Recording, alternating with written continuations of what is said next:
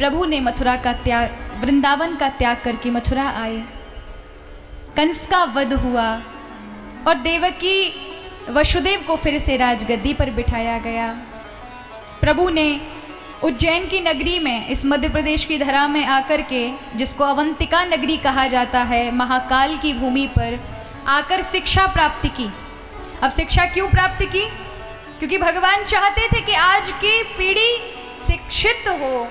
केवल यही नहीं है कि आप अपने कर्तव्यों के पालन के साथ शिक्षा भी जीवन में बहुत आवश्यक है, आध्यात्मिक शिक्षा और आपकी आधुनिक शिक्षा। और खासकर आज के युग में तो अपने बालकों को और बालिकाओं को दोनों को समान पढ़ाएं, क्योंकि आज का परिवेश और आज का युग में शिक्षा का होना बहुत आवश्यक है। अगर आपने उन्हें शिक्षा नहीं दी तो कहीं ना कहीं आप माता पिता का वो फर्ज अदा नहीं कर पाए, आपने उनके साथ दुश्मनी जैसा व्यवहार किया है। क्योंकि अपने बालकों को शिक्षित करना, संस्कार देना, ये बहुत बड़ा कार्य है जो हर माता पिता को करना चाहिए। एक तो उन्हें अच्छा शिक्षा दें, संस्कार दें कि वो गलत रास्ते पर ना जाएं, उन पर विश्वास करें, और शिक्षा दे करके सही गलत का फर्क सिखाकर आगे बढ़ाएं, उन्हें शिक्षित करें, जिससे उन बेटियों का भविष्य बन सके। आज के दौर में शिक्षा की बहुत आवश्यकता है। मुझे कहीं बाहर जाना होता है तो अगर मैंने शिक्षा नहीं ली होती तो मेरे साथ भी बहुत नहीं उस चीज़ को मैं कर पाती जो मुझे आज करने को प्राप्त होती है। तो बहुत आवश्यक है आज के दौर में, इसलिए शिक्षा पर विशेष ध्यान दें। खासकर माताएं तो अपनी बेटियों को अवश्य पढ़ने पर जोर दिया करें, और खासकर पिता के रूप में जो अपनी बेटियों को रखे हुए हैं उनको भी थोड़ा उन्हें 12th या ग्रेजुएशन तो करा देनी चाहिए। पोस्ट ग्रेजुएशन ना करा सके तो ग्रेजुएशन करा दें, उन्हें कॉलेज तक भेज दें, जिससे वो पूर्ण अपना स्वाभिमान से जी सकें। आज हम बेटी बचाओ बेटी पढ़ाओ पर बड़ा जोर देते हैं, लेकिन बेटी बचाओ तो उस पर तो खतरा है ही, लेकिन बेटी पढ़ाओ पर भी बड़ा खतरा है। आजकल हमारे गवर्नमेंट में प्राइमरी स्कूल भी हैं, लेकिन प्राइमरी स्कूलों में कोई अपने बच्चों को भेजना नहीं चाहता क्योंकि शिक्षा व्यवस्था खराब है। लेकिन फिर भी ऐसे ऐसे अभी प्राइमरी स्कूल हैं जहां बहुत अच्छे शिक्षक हैं जो अच्छा अभी उन्हें पढ़ा रहे हैं, बच्चों को सुंदर शिक्षा दे रहे हैं। तो जो हमारी सरकार जोर दे रही है तो हमें भी खुला विचार वाले होने चाहिए और अपने बच्चों को शिक्षित करें। और यही प्रभु ने अपनी इस लीला में कहा, जो खुद शिक्षा देते हैं उन्हें क्या शिक्षा लेने की जरूरत है, लेकिन वो भी उज्जैन गए और 2 महीने के अंदर पूरी शिक्षा प्राप्त करके आ गए। माने शिक्षा पर जोर देने के लिए भगवान कृष्ण ने अपनी लीला में ये बताया, निर्देश दिया। आगे जरासंध ने 17 बार आक्रमण किया।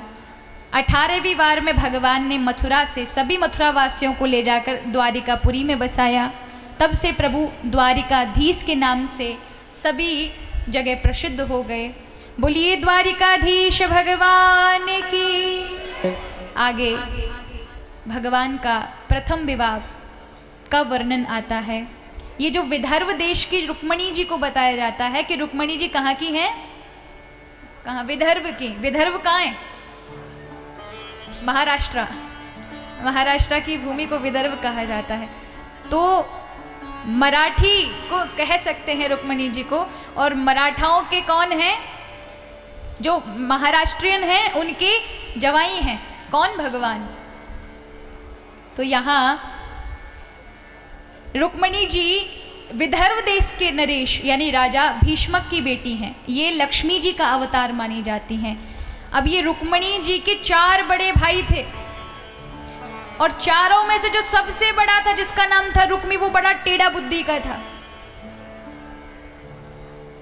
और भाई तो बेचारी बहन को बड़ा प्रेम करते थे और रुक्मी को भी प्रेम था, लेकिन वो लोभी था। बड़ा बड़ा जैसे होता गया वैसा स्वार्थी भी बन गया। अब युवराज पद पिता ने दे दिया तो ये आइडिया लगाने लगा, मेरी बहन इतनी सुंदर, क्यों ना इसका उपयोग किया जाए, किसी ऐसे राजा के साथ विवाह किया जाए जिसके साथ संबंध जोड़ के मेरी ताकत और दुगनी हो जाए, क्योंकि वो जीजाजी हो जाएंगे, हम साले हो जाएंगे। तो क्या हुआ,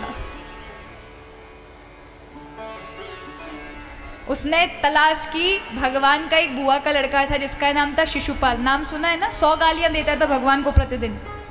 जब उसका जन्म हुआ था तब आकाशवाणी हुई थी और कहते हैं कि अंग भी प्रकट हुए थे जिसको भगवान के आते ही उसके वो अंग हट गए थे। और आकाशवाणी ने कहा जिसके हाथ में आकर के इसके वो अंग गायब हो जाए, अदृश्य हो जाए, उसी के हाथों इसकी मृत्यु होगी। तब बुआ उनकी, जो शिशुपाल जिनके बेटे थे, वो भगवान की बुआ लगती थी। भगवान कृष्ण के हाथ में आते ही शिशुपाल के वो अंग अदृश्य हो गए। तब बुआ रोने लगी, मेरा बालक तुम्हारे ही हाथों से मरेगा, कृष्ण मुझे वचन दो। तब प्रभु ने कहा, बुआ मैं आपको वचन देता हूँ, 100 गाली ये प्रतिदिन भी देगा ना तो भी नहीं मरेगा। प्रतिदिन 100 गाली देगा तब भी मैं इसे नहीं मारूंगा, लेकिन 100 गाली से एक भी गाली ऊपर हुई तो फिर उस दिन इसकी खैर नहीं है। बोले उसको मत आप चिंता करो, मैं संभाल लूंगी।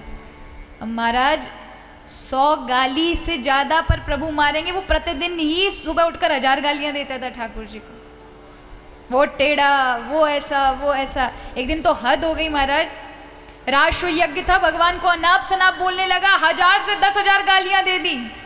आज ठाकुर जी ने सुदर्शन चक्र लिया और शिशुपाल जी का गोविंदाय नमो नमः हो गया था। इसी शिशुपाल का जब ये युवा अवस्था में था तो रुक्मणी जी के भाई रुक्मी उनके लिए अपनी बहन का विवाह करना चाहते थे। अब इन्होंने सोचा शिशुपाल के पास बहुत सारी सेना, अगर बहन का संबंध जोड़ दिया तो वो सेना हमारी, क्योंकि आखिर हमारे जीजा हमारे लिए मना थोड़ा ना करेंगे। भागवत भी कहती है, भागवत का महात्मा कहता है, तरुणी प्रभुता गे है शयाल को बुद्धिदायक। आज के कलयुग में बाबाओं से बहुत कम लोग पूछते हैं, बुजुर्गों से बहुत कम लोग पूछते हैं, साले साहब से लोग सलाह लेने जाते हैं। ये देखो मैं नहीं करी, भागवत के महात्मा में आप पढ़ सकते हैं, ये मेरा बनाया हुआ श्लोक नहीं है। शयाल को बुद्धिदायका, साले साहब बुद्धि देते हैं, ऐसा करो वैसा करो, तो उनकी बात पे विश्वास होता है। बड़े बुजुर्ग कहते हैं नहीं नहीं लाला ऐसे करो, नहीं आप चुप बैठे रहो, आपको पता नहीं है, ऐसा कह देते हैं। तो आज देखे ऐसे नहीं है कि सारे ही साले सब शकुनी जैसे हों, सब बहुत अच्छे भी होते हैं, ऐसा ना सोचें। बहुत अच्छे अच्छे भी साले और जीजा होते हैं। अर्जुन और कृष्ण कौन है? साले जीजा हैं, लेकिन उनकी जोड़ी देखें, गीता की उत्पत्ति कर दी सारी संसार के लिए।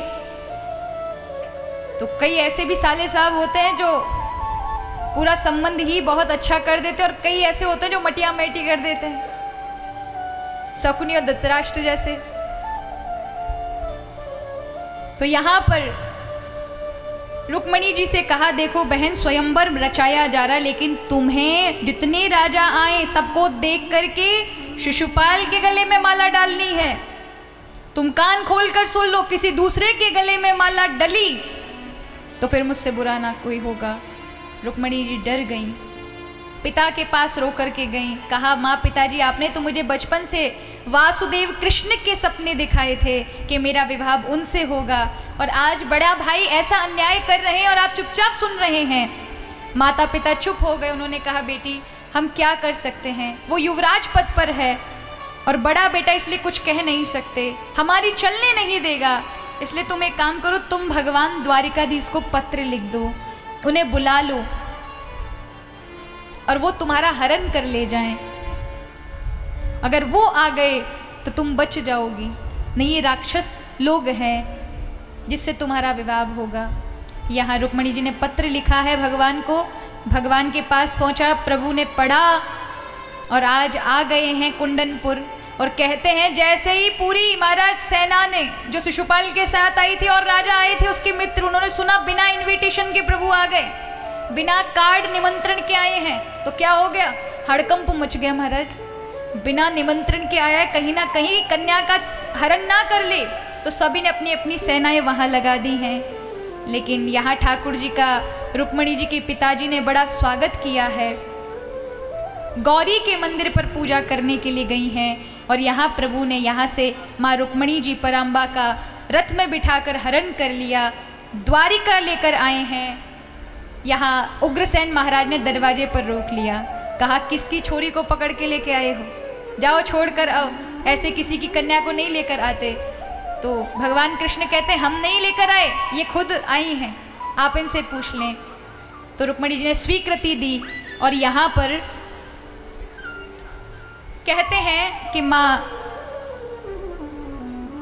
रुक्मिणी जी के फिर माँ पिताजी आते हैं विदर्भ देश, इस महाराष्ट्र की भूमि से, इसलिए यहाँ पर बड़ा धूमधाम से रुक्मिणी विवाह आदि का आयोजन होता है।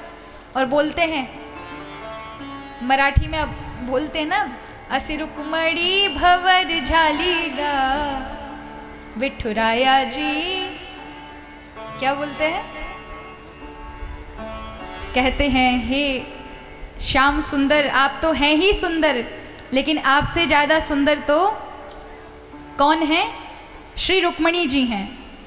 तो आज वही रुक्मिणी जी ठाकुर जी के समीप पूरी द्वारिका पूरी सजी है और यहाँ पर रुक्मिणी जी के माँ पिताजी आए हैं कन्यादान करने के लिए।